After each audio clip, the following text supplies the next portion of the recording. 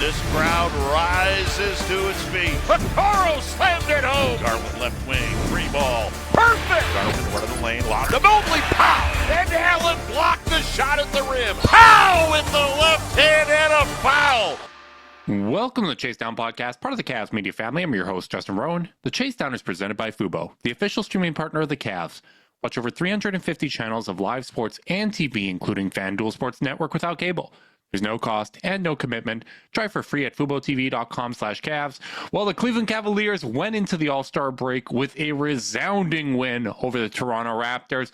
Always fun to not only beat the Raptors, but to get out of there healthy. Everyone had their limbs. Everyone had their eyes. It's a great feeling. And joining me today, also a great feeling to be joined by my co-host, Carter Rodriguez. Carter, how you doing, buddy? Doing all right, brother. It was nice to see. I still feel like I have so much regular season PTSD from those past Cavs teams who, last game before All-Star break, everything's going well, and then everyone no-shows. And the fact that these last two games, they just kind of went out and put their foot on both teams' necks, I thought was really encouraging, really fun, and yeah, man, I just, I think I tweeted it before the game, but you look at this season, and they really have had two rough stretches all year. November 19th through November 29th, they lose 3 out of 5. Oh my gosh, sky's falling. Then January 12th through January 25th, they lose 5 of 8. And that's a little bit worse, but still, very normal run of play. Now, for the rest of the season, they are 39-2 outside of those two stretches. Oh, my goodness. And these prolonged stretches of complete dominance, that features a stretch of 15-0, 16-1, and 8-1, which is the one they're on right now. Mm-hmm. It's just been, and, that we've seen fake winning streaks. We've seen fake good stretches from teams. They are just right back to kicking the snot out of teams in games that are not competitive for, more than 5 to 8 minutes of the night. And that's just really, really encouraging and exactly the kind of energy I was hoping to see them take into All-Star break. Absolutely. And, it's vindication for me. I said when they lost those 3 straight games that there's probably a winning streak right around the corner.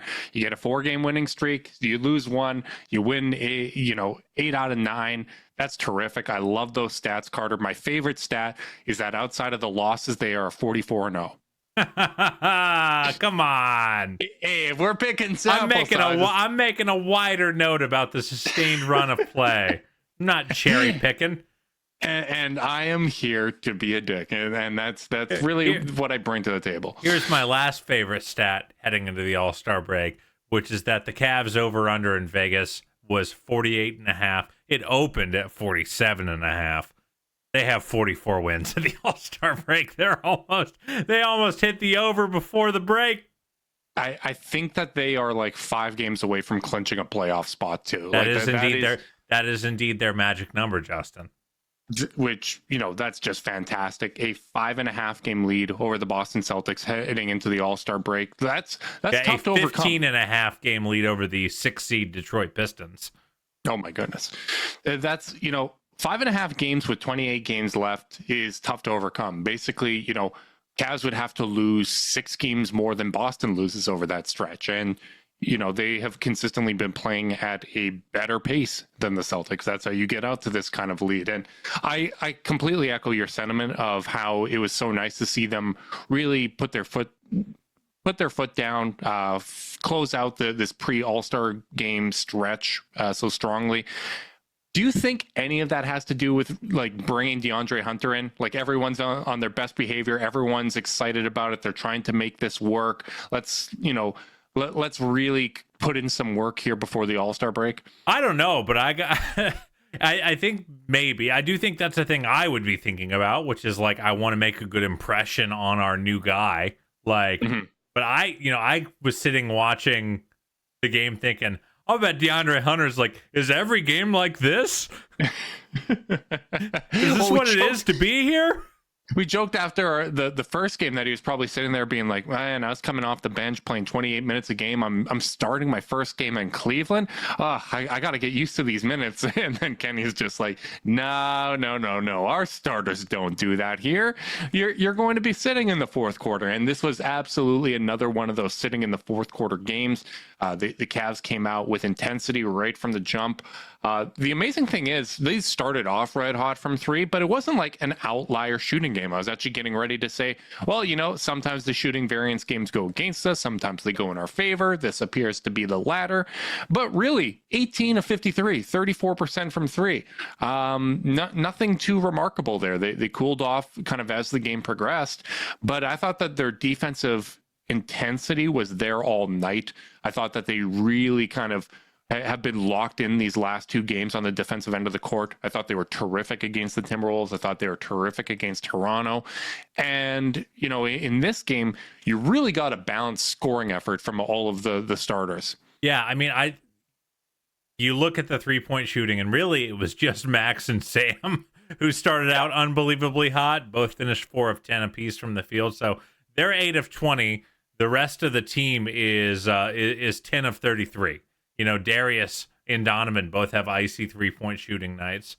And that really represents all the volume shooting on the current roster right now. With so many guys hurt and unavailable. So yeah, I mean, I just felt like it felt pretty unkind what the Cavs were doing on offense. This was a game. This was one of those games where you look up at the final score, you see 131 points on the board. And I remember like 10 separate plays where Jonathan Michael was getting ready to explode for a wide open three or whatever, and they just rimmed out. Like this could have easily been a 140, 145 type of offensive outing. And like that is crazy to say, that this team is just consistently, they got whatever they wanted. Darius was turning the corner every single time. His change of speed was cooking the Raptors every single time. Everyone was moving the ball. I mean, Max is throwing behind the back passes to a cutting Jarrett. The collective spirit of the team, I think, was really, really sharp tonight. And that's how you score 131 points, even when you only shoot 34% from three. Yeah, and it was great to see the guards having the success that they did against the point of attack defense for the Raptors. Emmanuel Quickly is someone that I think his defense has fallen off a little bit, or maybe it was a little overstated in New York, but that's still, a lengthy guard that's able to provide pressure there. RJ Barrett's has a big size advantage over Donovan. And Jonathan Mobo, who is filling in for Jakob Poeltl, he's been really effective in gumming things up in pick and roll defense, like really showing hard, really being able to switch onto guards. And their pick and roll defense has been really strong in those spots. So to see that basically be a non-factor of, okay, like you're going to come over and help a little bit, boom, we're going to hit Max and he's going to go nuts from three. We're going to hit Sam. We're going to hit the open man. We're going to make the right play in these spots. They did a great job attacking slips too. Whenever the Raptors were looking to put two on the ball at the point of attack to gum stuff up, Mobley would just kind of take that little step in, and Donovan or Darius would hit the float pass to them, and they were going up so aggressively with the lack of size that Toronto had in the paint to just get dunks over and over and over again. I mean, Mobley and Allen, they had 11 field goals. It felt like 7 or 8 of them were dunks. It's so funny. They only took 18 shots too, right? Like they were really low volume, but they made the most of those possessions. And, honestly, you mentioned Darius kind of turning the corner. I agree with you. Like, I thought he got where he wanted to on the court, but I also kind of felt like it never really got out of second gear. Like, I felt like he was kind of pacing himself throughout the night. When you talk about those momentum shots that didn't go down, I think a lot of that had to do with Darius. He just kind of had an off night from three. But overall, like even Max, Max hits 4 in a row to start, and I don't think hit another 3. Right? Sam, right. I think went 5 of 7 to start, or I'm sorry, 4 of 5 to start, or something like that, and he ended up missing his next 4 or 5. So like it was definitely democratized misses by the end, but it just didn't feel bad ever. Yeah, no, it really did. It was one of those shooting poorly, not playing poorly kind of performances. And, for Darius to have one of those, all right, like half speed kind of games and still get to where he wants, still, put up 15 points, 8 assists, 3 steals. Like he was contributing in so many different areas. I think it just goes to show you what a different place he's in physically this year, where it looks so hard for him to turn the corner. And now he's able to, against a lengthy, rangy team, while kind of, playing at a conservative pace. Bro, I swear to God, I had that thought. The play where he absolutely put the burners on Jamal Shad. He stopped and then just burst to and that guy's a hell of a defender. Yeah, and he got so much separation with the dude right on his hip. It was I was like, he just couldn't rev down and then rev back up last year. It was just so one speed for him. And as we know, that's just not where his like strengths lie. He's not a top end sprinter kind of dude. He ain't Tyrese Maxey. Mm-hmm. So like he needs to be able to stop and start. And I think about the fact that like, even when he was quote unquote healthy, like we would go watch that Magic series in person, and within a quarter he's got the heating pad on his back, he's got the wedge on his back, and it's like immediately like, wow, man, Darius is just not gonna be his year, is it? And like, think about how hard it is to do those kind of change of direction, quick burst moves when your back is seizing up on you. That's like one of the hardest things to do. So yeah, I haven't spent a lot of time noticing like individual plays where I go, that's healthy Darius, because it's just been like this collective thing. But like for whatever reason, that play we take it for granted now. Yeah, well, that play where he really put the burners on Shad, who is the kind of defender who would have annoyed him a lot last year in his limited state. Just like he wasn't even there. Yeah, it really, really nice to see. And I thought Donovan was terrific as well. Not the greatest field goal percentage night for him, but I thought that he was playing with a ton of energy. Moving the ball like a killer, man. Just a lot of hit aheads and yeah. He's been making some brilliant passes lately, man. Like it is really, really fun to see him getting more and more and more comfortable this season. I really feel like since that start of January lull, we now have like a month straight of some of the best Donovan like overall play that I've seen. And he broke out the explosive play. He had an and one dunk. I'm telling you, he looks really good right now. He's looked pretty good all season, but athletically I do feel like the knees must be feeling good, the legs must be feeling good, because he is rising up and yamming on people like every other game right now. Yeah, and we've discussed this on and off the podcast. I'm going to start conceding a little bit of ground. I do think that he looks better. He looks more explosive, or at least he's showcasing it more. It looks like it's not hard. No. I think that's the difference. I think he's always able to get to his spots if he exerts himself. This is easy explosion. And and it's been really, really fun to see. Yeah, I think he's been absolutely terrific. And, one of those things that we put a bookmark in earlier in the season was how it kind of felt like sometimes there were those possessions where Donovan was like, all right, this is a scoring opportunity for me. Like we've been playing the team ball. I need to get some of these reps in as a scorer. It feels so natural now. Like it is coming within the flow of the offense. I think he has a better understanding of where to pick his spots. I think, Darius has a better understanding. Like it really, really is encouraging, because one of the consistent themes we've talked about these last few years is that they haven't been able to build upon their successes within the season, right? Whether it was injuries, whether it was instability in the lineup and availability, all that kind of stuff. It felt like they were almost simplifying what they were doing on offense and defense as a result of available personnel the last few years, and they weren't really building on the foundation. Sometimes they didn't even go back to the foundation that they had established earlier in the year, and those kind of pet sets that we really like to watch. This year, it feels like they're building upon it. It feels like they have goals that they want to accomplish in every game, and you can tell that they're experimenting with things. They're getting more comfortable, and as they find those sweet spots, as they find those balances and rhythm within various lineups, then they start to expand upon that, and it's really, really fun to watch. Yeah, to your point about like the way they would kind of have to simplify, something I was thinking about with regards to Donovan's playmaking. I don't think there's a single metric that will support this. And it certainly, to me, like it just shows you how important it is to watch what you're seeing and not box score watch, because Donovan averaged way more assists last year.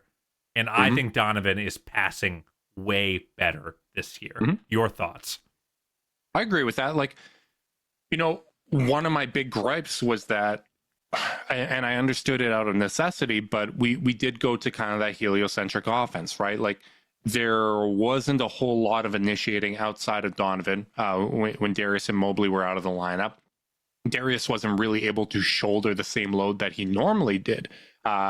Forget taking on an additional load last year. So I really thought that the reads Mitchell was making are kind of like those ones that are typical for heliocentric offense. All right, I got the floor spaced out with a bunch of shooters. I'm running pick and roll. I'm kicking it out to a guy. I'm hitting the roller. I feel like this year, with all the movement they have, all just kind of that second nature understanding of this is where my cutters are going to be. And I know that like this set is designed to manipulate the defense in this certain way, and I'm going to have these reads. Like I really feel like there's more advanced reads from Donovan this season, and the ball movement of this team, the quick connective passing that he's making, he's making. I felt like, to your point, he was making the reads where I go, hey, you've sucked the defense in and you now can spray it to the corner. The kind of plays that that I'm looking for him to make.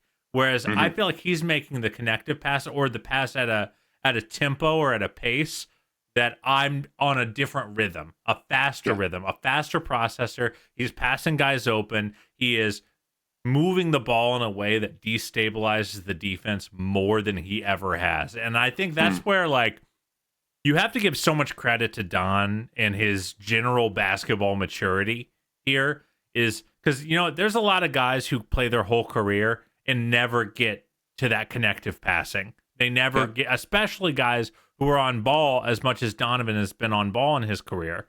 You just never have to learn to be a great connector because that's just not your job.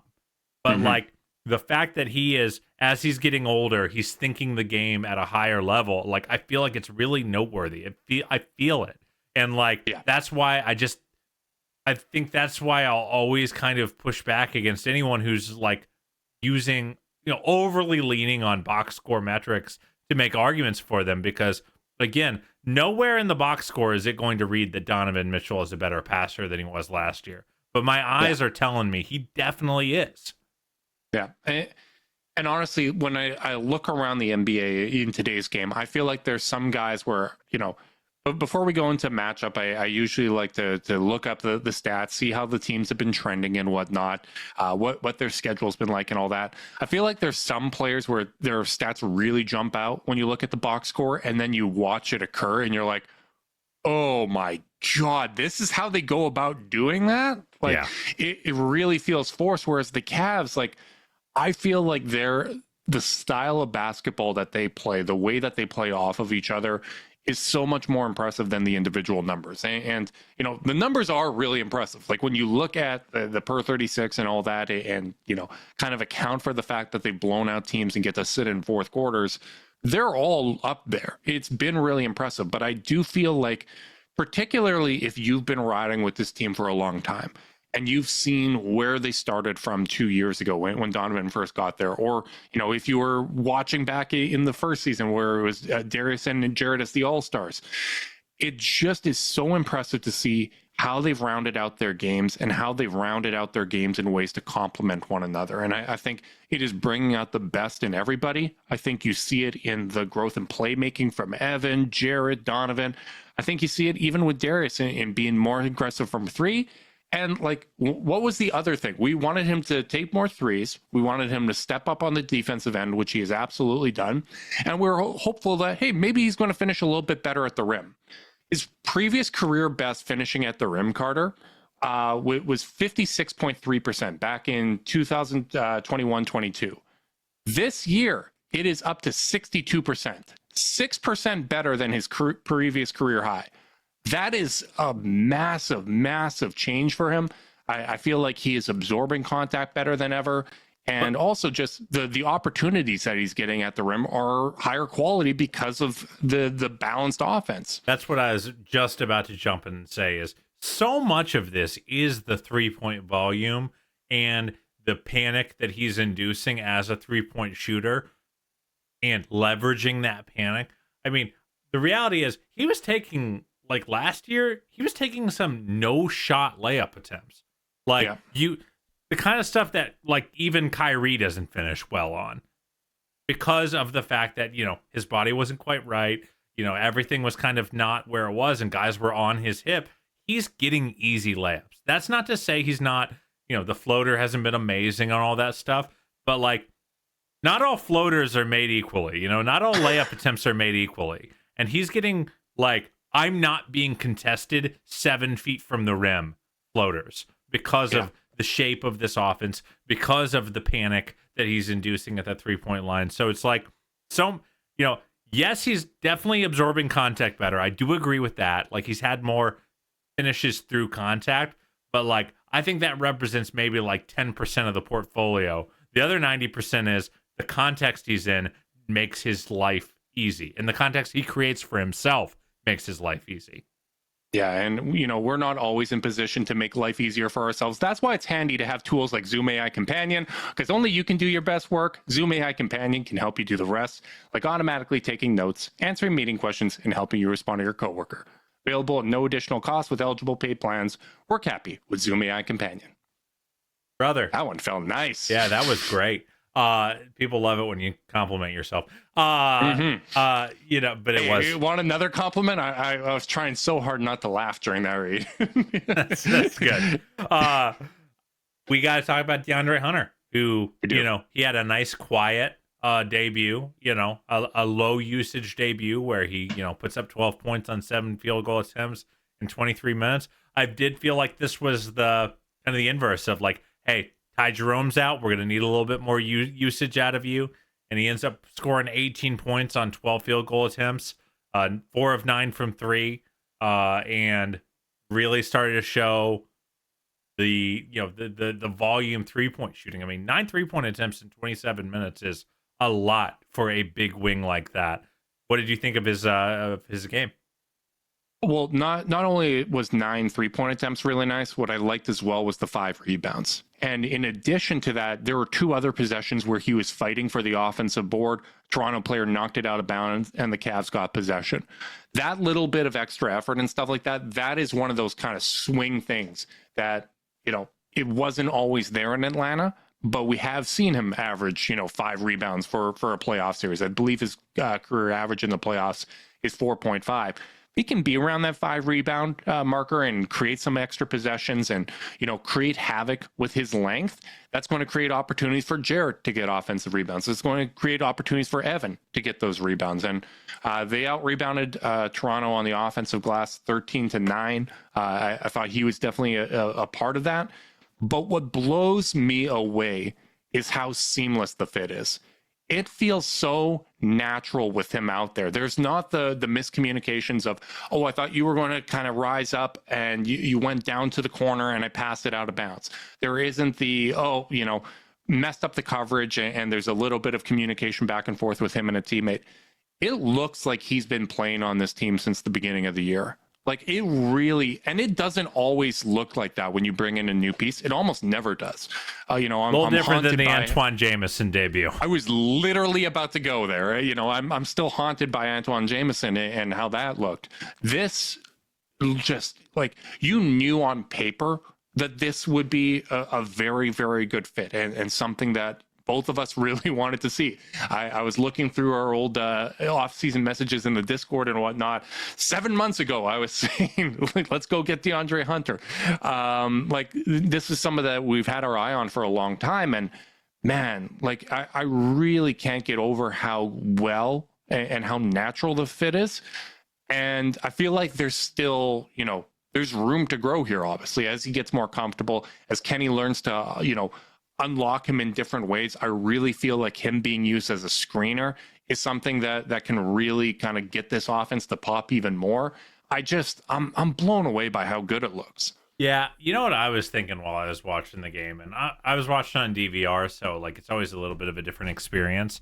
But I was sitting watching him thinking, it's not like we didn't have games where George or Karras, would come in and be that, hit a few backbreaker threes, score 18 points in 27 minutes.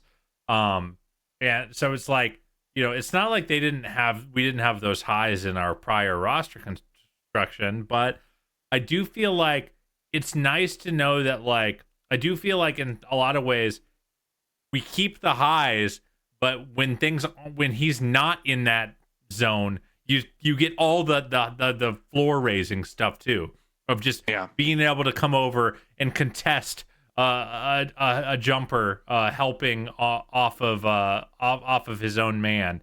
He's able to just be an extra set of long arms for boards. He's able to switch and allow you to play, these Mondo size and tough lineups. Like they're playing a Jalen, DeAndre, I think Evan lineup. I was like, man, that's just a lot of perimeter toughness and size. And we're missing Okoro and Dean still for those kind of lineups. So I just feel like, we've talked a lot about how he raises the ceiling for the Cavs.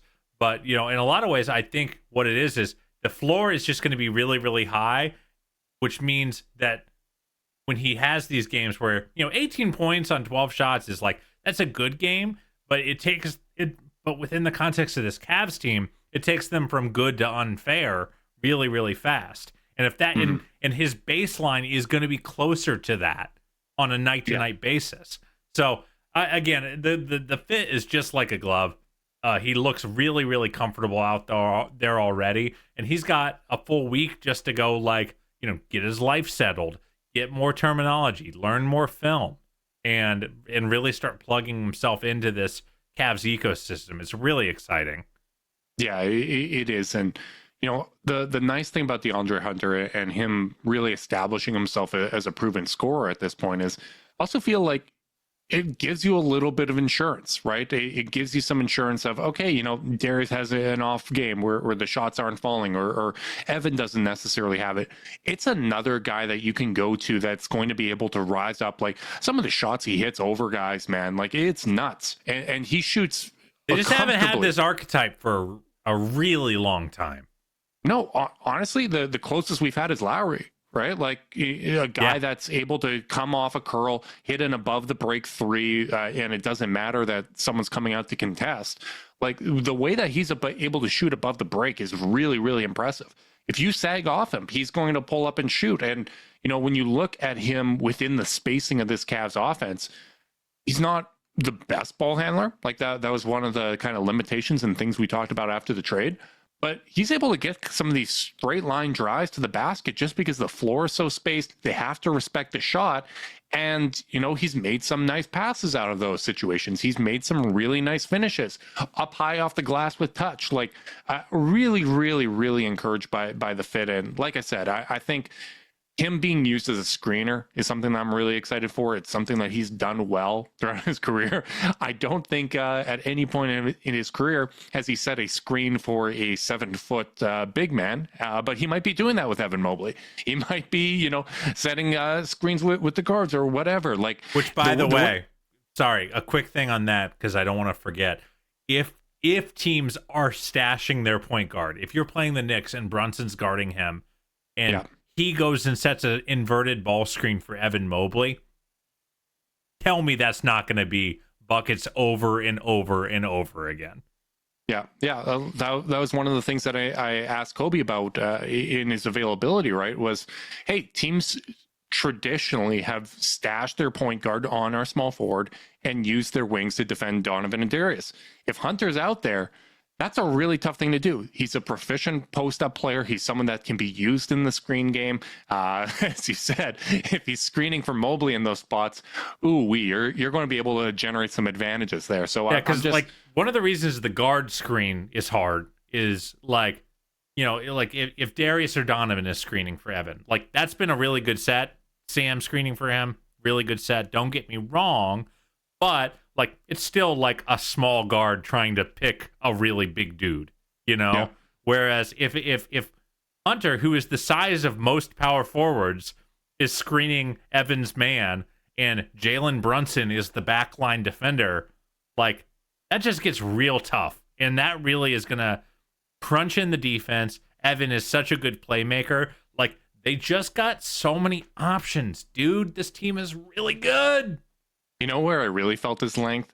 When he was standing next to Scotty Barnes, and I'm like, oh my God, he's bigger than Scotty. like, holy smokes, man. Like, what they're going to be able to do to unlock him is really exciting to see. And, you know, we're operating from such a high baseline too, right? Like you're coming into the All-Star break, you have the number 1 offense in the league, you have the number 8 defense. And it's not like they've just been doing this against weaker competition either. If you look at how the offense has performed against top 10 defenses, number 1 offense versus top 10 defenses, they are plus 3.4 points better than second place, which is a tie between the Knicks and the Thunder. Their 8th ranked defense on the season, it's not like they're just clamping, you know, the Torontos of the world either. They're actually better against top 10 offenses. They have the 5th best defense against top 10 offenses. So they are rising to the occasion in those spots. You know, I think sometimes people have over-indexed on games that haven't gone their way, right? Like the OKC game was one of those. Boston, the Houston games. Well, you know, one of those they scored well. Yeah. One of them they scored well. Both of them they had a chance to win. But, you know, they have competed well in a lot of these games against higher level competition. And, you know, we are going to really put those losses under the microscope because that's our opportunity to really learn and assess what they need to do. But they've performed so damn well. And it's not just a strength of schedule thing. Yeah, they are really good, man. And Hunter, again, does feel really additive. He raises the floor, and he doesn't take anything off the ceiling, and in some cases raises the ceiling. Man, what a great addition so far. You know, we still haven't really, and you know, again, we still haven't even seen one of those kind of marquee games. The guy averages 19 points a game right now. He hasn't hit his average yet with this team. No. You know, so he hasn't hit the old minutes per game average either, which might be a continuing theme. But you know what I mean? Like we're gonna see 25 to 30 point games for Hunter, and those games are gonna feel another level of like, oh come on for the opponents. I did get one of those texts during game from a buddy that's a Raptors fan. It's like, how do you guys have this guy? Like, it looks so seamless out there, and it's interesting too because when you look at kind of the lineup data through this, I don't want to say half of the season because we're really like 3/4 of the way through. But when you look at it prior to the All-Star break, one of the most used combinations that the Cavs had outside of the core is that Merrill-Niang combo. They played 500 minutes together. They have a plus 11.4 net rating in that time.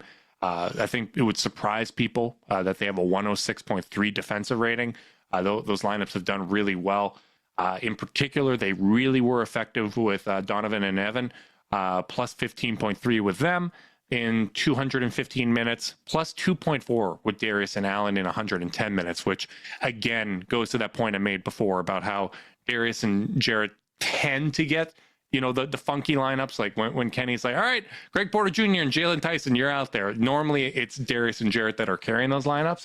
But I do think, you know, as we talk about Hunter looking so good to start things off here, we do have to account for the fact that one of our go-to combinations needs to be replaced. And, you know, he certainly seems like an adequate replacement in that spot. But I'm interested to see, you know, those staggered lineups with DeAndre Hunter out there. Yeah, I gotta say, like that was, those lineups, even though the metrics were always really good for them defensively, they angsted me a little bit, Justin. And like when it's Darius or Donovan and Sam in the backcourt, having 3 tough defenders behind them just makes Sam's life easier.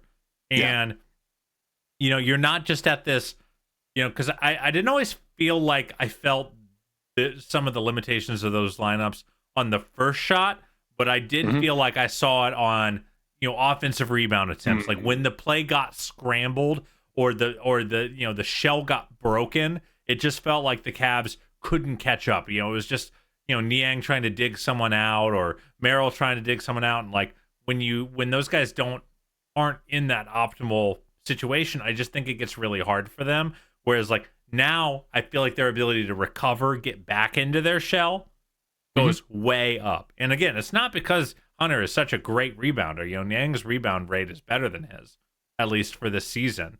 But like you've just got a little bit more size, versatility. Oh crap, they knocked the ball out, and now Hunter is having to close out on the shooting guard, and we cover and everyone's getting cross matched again behind the play.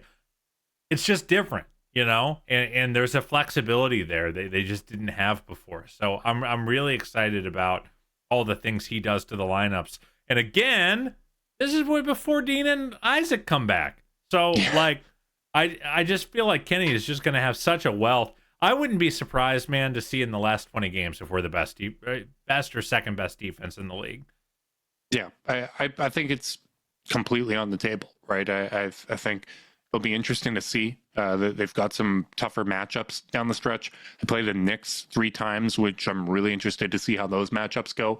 But to your point of what Hunter can do to stabilize those lineups, you look at the early returns of when Donovan and Evan are off the court, and it's Darius, Hunter, and Jarrett. They have an 89.7 defensive rating. Ooh, like baby. Those lineups are getting it done on the defensive end. And, one of my favorite lineups that Kenny went to against Toronto was when we had both guards out there with Max, Hunter, and Evan. That just feels unfair. Like that is one of those kind of shift down lineups, give Jared a little bit of a breather, and you're not giving up anything from a length perspective. As I mentioned before, like he is bigger than Scotty out there.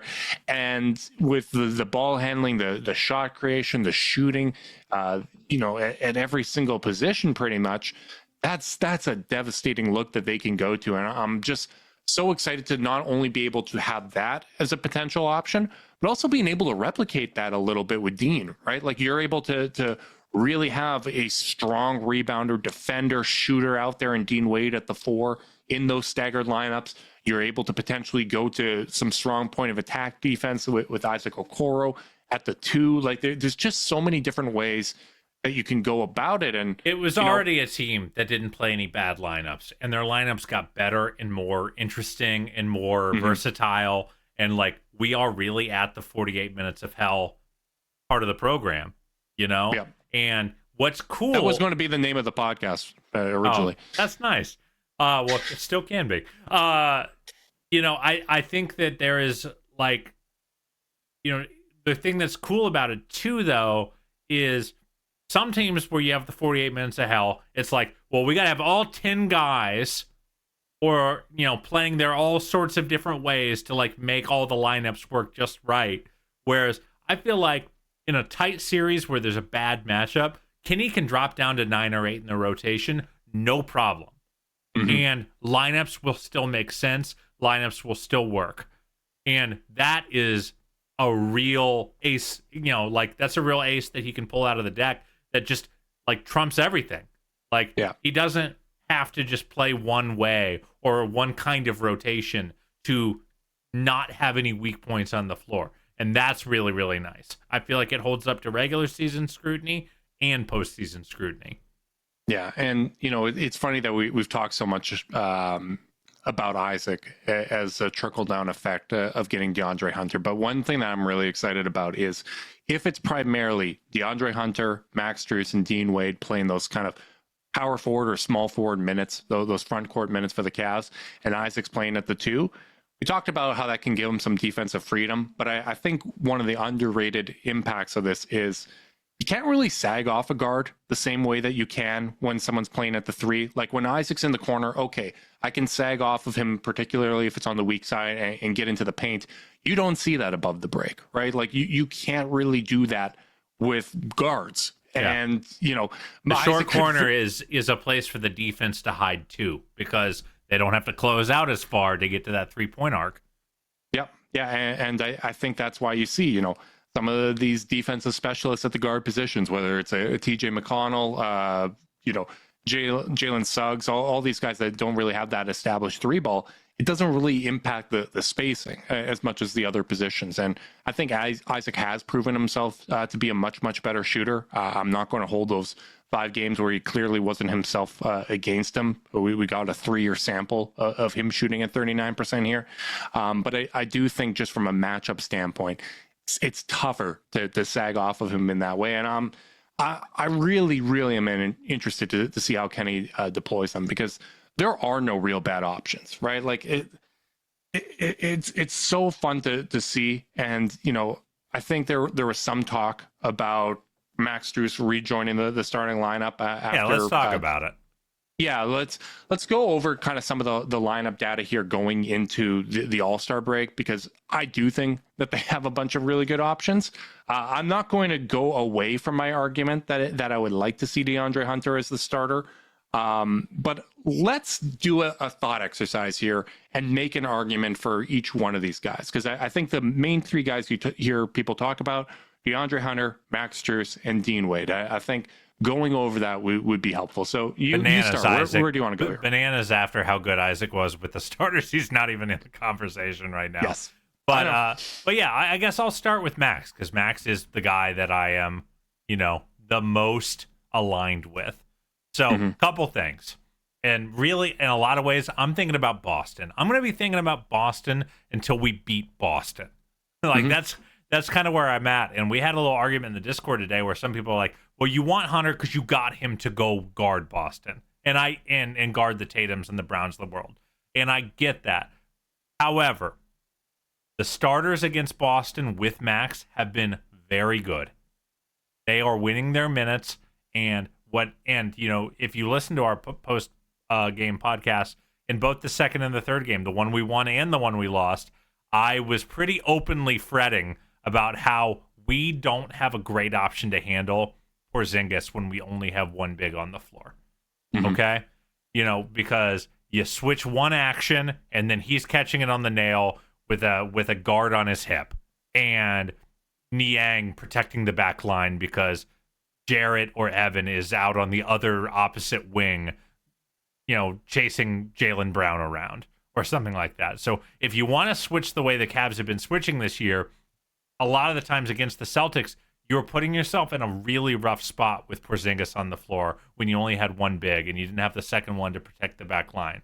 So if you start Max, you are playing your starters with 2 bigs on the floor, and I think they've handled Boston really, really well on the defensive end in those lineups. The numbers support that.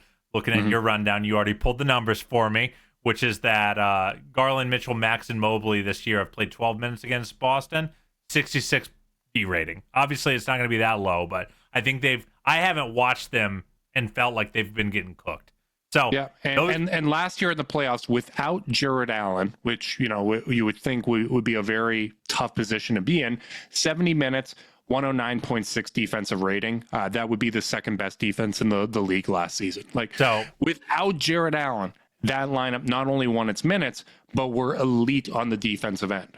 So obviously no Porzingis in that series, which is important to note, because that is who I am the most worried about, if I'm frank, in these one big lineups. So if I think the starters are doing fine against Boston starters, especially on the defensive end of the floor, which is what I care most about against that team, then what you can do is your second unit can be Hunter and Wade coming on the floor to help accommodate for the fact that you're losing one of Mobley or Allen. And I think that group is super equipped to switch like crazy against Boston, and to make their second unit lineups a little more punchless, a little more stymied, force them to go into the same ISO stuff that we've successfully baited them into without having to put two on the ball. So that's why I think I tend to lean towards Max. Plus, the reality is they're just kicking the snot out of teams, dude. Like, it's got to matter at some point that, we're not at the point where the sample is big enough. But the starters with Max is now the team's third most played lineup, even though they've only played 9 games together. They've played 97 minutes. They have a plus 32.3 net rating. They're putting up 127 points per 100 possessions. They're allowing 95. Now, maybe those defensive numbers are noisy and they'll come up a little, but like, until I see, this was what I wanted last year from this lineup. I wanted them to prove that Jarrett and Evan could anchor just about any combination, and what they really needed was volume 3-point scoring punch, the extra playmaking that Strus provides, the Strus-Mobley 2-man game, and I just think that they can find extra supplements elsewhere with Hunter off the bench and Wade off the bench. I think it just gives them a lot more flexibility based on what the game is telling them they need. So I want to see. I'm not out. I think they would be very good with Hunter at the starting 3. I don't think it's a bad choice, but especially while Kenny is making the choice, I'm going to give him that benefit of the doubt because this lineup is kicking the snot out of teams. Yeah, I mean, that really is the best part of this is I don't think there's necessarily a wrong decision from Kenny Atkinson. All 3 of these lineups would be better than last year's starting 5's net rating. All 4, really, yes. Because even if you went to Isaac Okoro, that's been a plus 10 net rating if you look at the cleaning the glass stats. If I was to make an argument for Max, other than the fact that lineup's been awesome, particularly when you're talking about that Boston series, kind of strengthening your point here is if you're going to have minutes with Max Strus at the small forward and you're going to be a little smaller, having Evan Mobley and Jarrett Allen there to back up those minutes is very, very valuable. I've seen people mention Dean Wade, right? Like, let's get the 6'10" guy out there for defense, but it has to matter at some point that they have been better defensively with Max. I think Dean Wade is a better defensive player when he's playing at the 4. I think he can defend down to the 3, but I'm more interested in that when it's a switch situation, right? Like when you talk about those the possibility of playing him next to DeAndre Hunter with one of the big men, you can switch DeAndre Hunter and Dean Wade easily there, right? Like you are not ceding an advantage to the opposition in those spots. And when you look at the numbers, sure, as you said, maybe the defensive rating with Max, there's some noise there this season. It's only 210 possessions when I'm looking at it on cleaning the glass. But if you look back, including last year, it is 975 possessions, and it is a 108.3 defensive rating.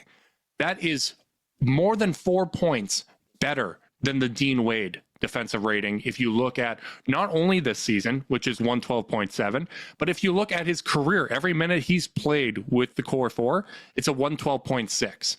So the Max Strus lineup has been better defensively. So I think if you're making an argument for Max, it's that. And it also ties into what we've talked about before, where, if Dean Wade isn't available, then you have a backup 4 option that isn't Jalen Tyson, or playing Max at power forward to alleviate your fears of playing him at small forward. So, I think that would be the argument for Max. Now, I will turn the tables on you and I will make my argument for DeAndre Hunter. Getting him acclimated with the core 4 is incredibly important. I do think on paper, the best 5 players we can put together is with DeAndre Hunter at small forward. The issue is our core 4 only plays about 12 minutes together. So if he is not starting, there are not going to be opportunities for him to play with them. Unless Kenny Atkinson's doing something where Max starts the game and DeAndre starts the second half with them, you're just not going to get an opportunity to get those reps. Sure, you're going to be able to mix some of that in. He's going to get more comfortable playing off of Darius, and he's going to get more comfortable playing off of Donovan when they're playing in those staggered situations. But if he's not starting, there's just not an opportunity here. And, there's 28 games left. Kenny Atkinson said 10 to 15 games is usually kind of his marker for on, the long end of the spectrum here for how long it takes him to get a feel for a player, to understand how he, what he's comfortable with, how best to use him. You're going to start running out of time to make that change and to really get those reps in. So I think whether you're starting him or not, you almost kind of have to make a conscious decision to get him some reps with those guys, just so that the first time that you're doing it, with any frequency is the postseason, right? Like that's, as much as that fit is seamless, that's something that I'd like to see ironed out a little bit in the regular season here. I think that's a really, really good point. I think the 12 minutes a game thing is really, really smart. And I'll add one piece of context just so I don't just end up repeating your points a lot, because I think they're all really, really good. I was DMing with a friend of the pod, Ben Cox, Cavs Twitter legend, and he said something that I thought was really funny. He said, "It would just kill me to be pining for a legit NBA small forward wing and then not start him." And there is a little bit of that of like, we've just been like, I think we could use a big wing. I think we could really use a big wing. I think we could really use a big wing with a little scoring and playmaking, a little size, and then we get one and we go, all right, enjoy the bench, brother. Like there is like something part of my kind of animal brain that says maybe you should start, it's like, to your point, like it is like the best 5 guys, archetypally on the team. So I do get the point, I guess like ultimately where I keep going back to the Max thing is I just want to see it, taken, but it's really hard for Hunter to take it because Max is going to stay really good. Those lineups are going to stay really good. And to your point about the minutes, DeAndre isn't going to get 100 minutes through the end of the year with these guys. With that, if they're only playing those 12 minutes to get a game together. So I gotta say, this is the most I've felt swayed. You did a good job. All right, I'm happy to do that, and maybe there is going to be more opportunities down the stretch, because when you look at, all right, you got a bunch of games against the Knicks, you got another game against Boston, you're probably going to have fourth quarters where these guys are actually playing basketball rather than sitting with a 25-point lead, right? So, maybe there's going to be more opportunities than I anticipate, but that's one of those things that I'm thinking about, and I already made my feelings clear that if we have to play Jalen Tyson as backup forward because Dean's not available, it does sound like Dean's going to be available after the All-Star break, at least to start. I'm okay with giving Jalen Tyson those reps. I'm okay with, what we're going to be able to do around that to still be very good in those minutes. Let's, devil's advocate once again, because, what I feel and what I think the right decision are can be different things, right? Like I actually think Kenny Atkinson continuing to go with Max right now, that's probably the right decision. I would like to see the change at some point because, my beliefs about what the best 5-man combination is, but messing with the lineup that's been really good, putting DeAndre out of a role that he's, or keeping playing DeAndre in the role that he's been very comfortable in. Like, I completely understand that argument, but let's, from a devil's advocate kind of point of view, go with Dean Wade. Now, I still feel like if you are opening the floor to all options beyond Max Strus and DeAndre Hunter, I think Isaac has a better case than Dean Wade, just because the lineup data has been so much better with Isaac compared to Dean, even going back to previous seasons. But I do think if you want to make an argument for Dean Wade, it is that, one, very good defensive player. I still feel he's better at the 4 than he is at the 3, but he is able to do that. And that's also going to be the lineup that has the most juice. You have Darius Garland out there. You have Donovan Mitchell. You have Evan Mobley. They're all able to generate offense. And when you've lost some scoring punch off the bench with Karis LeVert and George Niang, having a knockdown shooter, Max Strus, having a big scoring threat coming in off the bench in DeAndre Hunter, you are replacing some of that. You are giving that juice to the second lineups and trusting your star players to do their part with the starting lineup. So that's probably my best argument. I still think it should be between Max and DeAndre Hunter. That's what I feel most comfortable with. But if you want to make an argument for Dean, I think that's the smarter argument to make, rather than the defensive argument that folks have made, which just does not hold up to the numbers, whether you're talking regular season or when you're talking playoffs, relative to a guy like Max Strus, who has done better in that role. Yeah, I think it's a good case. I think the fact like, hey, if you're gonna have a ton of playmaking in your starting lineup that's all doing well, then stashing your lowest usage guy in that lineup does make some sense because he's going to use the ball. He's going to need the ball less than Max or DeAndre. However, what I will say is, and I know you're not, you don't think this, but like this is a team whose offense has crashed out at the worst time. So like I don't really want to take that playmaking off the floor. I do think you're underrating the defense a little bit. I do think this is one of those things where I think there's enough noise and weirdness with lineup data that I think their best option defensively is Dean, Evan, and Jarrett because of what it does for them from a switching perspective. Because you it don't allows think DeAndre's better in that spot? I think Dean's physicality and rebounding is a little bit better right now. But okay. that's just kind of chasing metrics right now, and I just made the case earlier in the podcast against doing that. But I just don't know DeAndre well enough yet, Yeah. So to some extent, I have to kind of use the metrics, the lack of rebounding, the lack of kind of impact plays in terms of steals and blocks. I have to use that a little bit against him. Yep. Who do I trust more if right now if Mobley gets switched on to onto a guard and Jarrett is getting pulled into the short corner because they've got Kristaps Porzingis there? Who do I trust to protect the rim more on a quick rotation, Dean or DeAndre? Right now it's Dean. And again, I'm pretty open to that changing because I just don't know DeAndre that well yet, and he's only played 2 games with us and they've both been laughers. So it's really hard to really know. But like that is my kind of case for Dean as a defender is I trust him in a we've gotten switched to absolute hell and now Dean's got to go guard a 5 for in the last 5 seconds of the shot clock. I trust him more to do that stuff. Again, he's still my distant third here.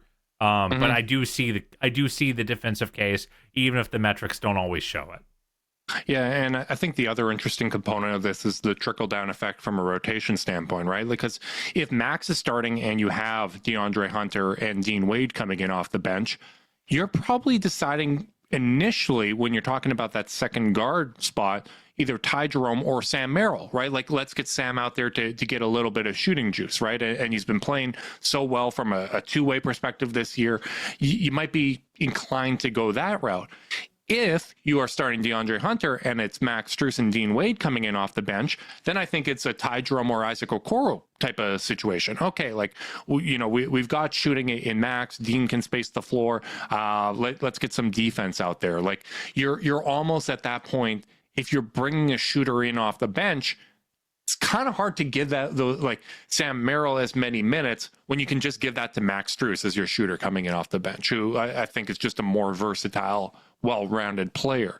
So I don't envy Kenny Atkinson with these decisions, but I do think sometimes too much is made of who is starting rather than who is finishing, and also just kind of the trickle-down effects throughout the rotation. Like, I think more sometimes than people just love to see that graphic and like make sure like we're putting our best foot forward and whatnot, when really it's about maximizing 48 minutes of what your team is able to accomplish. Yeah, more than anything, I just trust Kenny Atkinson right now to make the correct lineup decisions. So like, even if you sway me over to team start Hunter, like if Kenny starts Max, until I feel like until I see him for the first time stick with a lineup that does not work, I just am going to give him the benefit of the doubt because he's had the magic touch. He's had the Midas touch. Every lineup he plays turns to gold, I mean, a Sam Merrill, George Niang lineup has an 86 D rating, Like, I don't know. Keep doing what you're doing, Kenny. Even if I'm not so sure about it, it's working. So, like, who the hell am I to challenge him?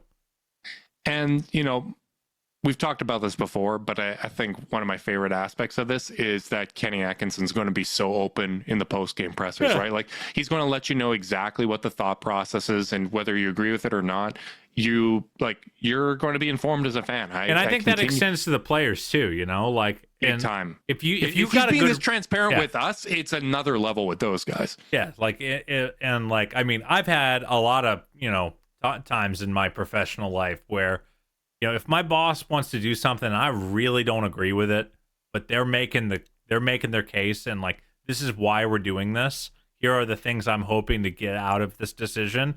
Like, when you get that kind of clear communication, it just makes it easier to buy in, even to a thing that like you might not want.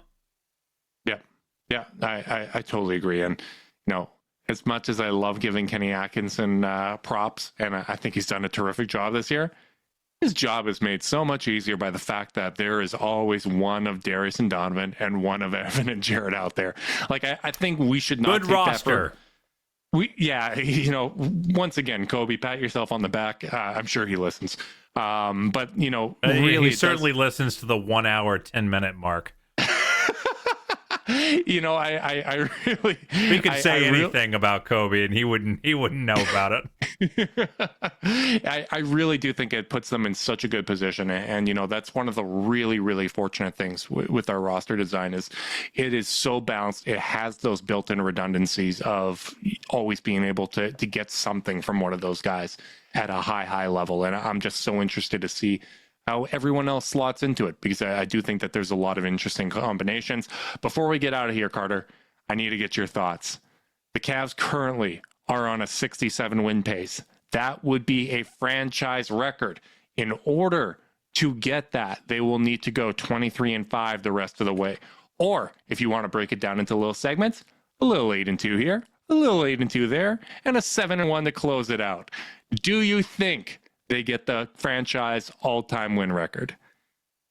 I gotta say, I don't think they're gonna get it. I think they're gonna take their foot off the gas at some point, and I think they're going to match it. I think they're gonna win 66 games.